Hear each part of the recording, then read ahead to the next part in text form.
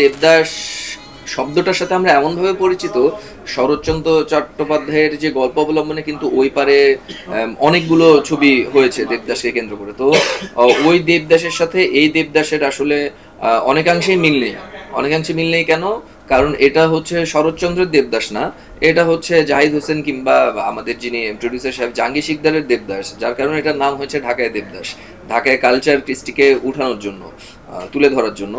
তো এটা একটা ডিফারেন্ট একটা জনরা আমি বলবো। রপ্ত করার ক্ষেত্রে চ্যালেঞ্জটা আসলে তখন আমি বলেছি যে পুরো টিম হিসেবে, পুরো টিমের সবাই আসলে চ্যালেঞ্জটা নিতে চাই। আর যেখানে আমাদের ডিরেক্টর, প্রডিউসার লেভেলের কিছু গণ্যমান্য ভাই ব্রাদার আছেন, ইভেন এটার পেছনে আরও অনেক অনেক রিসার্চের জায়গাটা থেকে অনেক এমন এমন সম্মানী ব্যক্তিরা আছেন। তো এইটা রিসার্চ করে তারপর শুধুমাত্র ভাষাটা অ্যাডপ্ট করলে তো হবে না।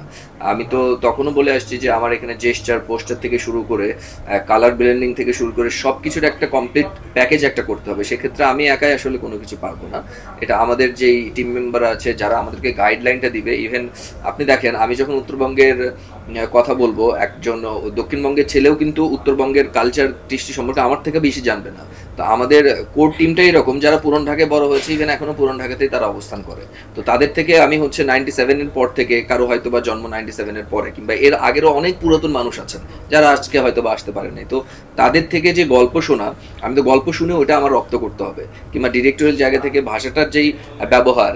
তো সেখান থেকেও আমাদের টিমের পেছনে আরও আমার মনে হয় যে পুরো ঢাকায় সম্প্রদায় সবাই আছে, যারা এখন মানে পুরান ঢাকার অ্যাকচুয়ালি যারা বাসিন্দা, এরা সবাই আছেন।